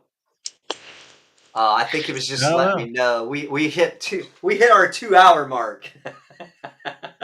Yeah, well, our shows are usually cut off in an hour, so Well, I think 2 hours is okay for a live stream. And and it's just two of us. So I mean, I yeah, again, the whole goal is to possibly get someone lined up to join us maybe next time. yeah, I mean, are you yeah. enjoying this? Do you want to keep doing it a little bit more often, or just kind of when we can? What are your feelings on that? What as we Well, wind us down? it depends. It just depends on what we got going on. I don't mind doing them uh, Fridays or Saturday nights when I'm not out on the town or whatever the hell I'm doing. And it doesn't interfere with my other shows. And 'cause my other shows are videos; they're just taped. I don't do any more live streams, Yeah, so I don't mind doing it. It's just I would, yeah, if we get a guest on, and we can tape it. That's what I like is the fact that it doesn't just show us alive and then go away. yeah, So, you can record it. So it's kind of like a bonus episode, really. I mean, it's like a big, longer bonus episode. And if people are on here, you could say, well, you can go back and watch it anytime you want. And then if they share it, you get more views on it. More people might say, I kind of like when those guys do that live thing. That's pretty cool. They get a little, it's well, all and good. Yeah. that's that whole where do we draw a line and say this is they're pushing too hard and they're out of their they're out of their lane or you know Oh, I know exactly what they're going to say about me. This guy needs to shut the fuck up once in a while. I know I talk a lot. I ramble. I have two or three different shows I do now, and I ramble on them all. It's because you know what? If somebody's willing to listen a little bit, I'm going to talk. I don't have like people. I talk to dogs all day yeah because I'm home by myself. And it's like, so yeah. And then if it's a subject I find interesting or I think I know a little bit of something about, yeah, sure, I'm gonna talk about it. But I'd love to have somebody else on the show that could talk to, or people in chat that want to ask questions, and so I can actually converse instead of just rambling. yeah I mean, I can talk to you like this. We don't have to be recording it to do this, but here we yeah. are. Why not? That's the other thing. We don't have to, but why not? So If we're basically, just you're saying since we don't have any lives on the weekends now because we're old, this is what we do. well, yeah, Friday, Saturday, whatever, and there's going to be times where, I mean, I don't want to schedule, we wouldn't want to schedule it for every weekend or nothing because there's going to be times where you got a concert or I got a concert or the wife's got something for me to do or you just don't feel you work an extra day, you don't feel like doing shit. It's kind of life sometimes. I don't know that scheduling a live stream would be possible in our lives, but you never know. It gets to the point where people start chiming in and wanting to be here. And we could set a schedule. It might not be the same time exactly or the same day. It might be a Friday, it could be a Saturday, it could be a Sunday afternoon. Yeah, It just kind of depends on our lives. But we got the shows now they are every Friday. Uh, I think a live stream could be however many you want to do, dude. It's up to you. It's not really up to me because I can make it work. Or if not, you're the guru behind the technical side. It's not yeah, like you couldn't have a guest ghost star yeah. if I'm say out of town and you want to have one of your Whoever. buddies from the internet on there, yeah. Yeah, yeah. I can't do it because I don't know how to do the shit. But yeah, I I'm okay with it. Whenever if you wanted to do it every weekend, and sometimes have me, sometimes not, it wouldn't matter. I'd be okay with that. It's all the same. We're still getting the name out, getting conversations, Exactly. just doing shows. Right now we're still doing a weekly show. So you know, if the live stream would overtake the weekly shows, then that would be like, okay, we'll do live streams instead. It doesn't Yeah. matter. But for now, we're staying pat, right? I mean, just do our shows, do a live stream when we want to. And There you go. Uh, Anybody who's going to watch this, I once again, I apologize for my technical difficulties at the beginning of the stream. I will I get this. apologize. I I will. apologize for showing up late, but who day, who day. So I'm going to keep working on trying to get and dial this live stream in better. And hopefully next time we'll be live on Rumble as well. I Again, I'm still learning this, so it's a learning experience for me. Hopefully, I'll have shit figured out. So It's all good. It's like, man, we're learning as we go. We didn't have technical training or any mentorship on any of this shit. So hey, yeah, I mean, we went from jamming in yeah, a garage, how many years ago, and figuring all yeah, that stuff out to now you guys are content creators. I don't yeah, need. I still don't even. I think that's so lame.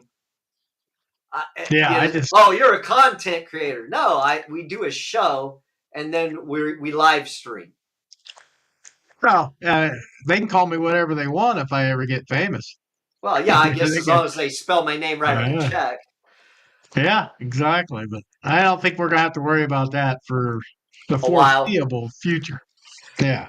All right, Mikey, I think we ought to wrap this up. This has been Moshmen Live. Moshmen Live. Make sure you tune into the channels, man. Yes. Subscribe, share them with your friends if you think we're interesting at all, and definitely come back for the episodes.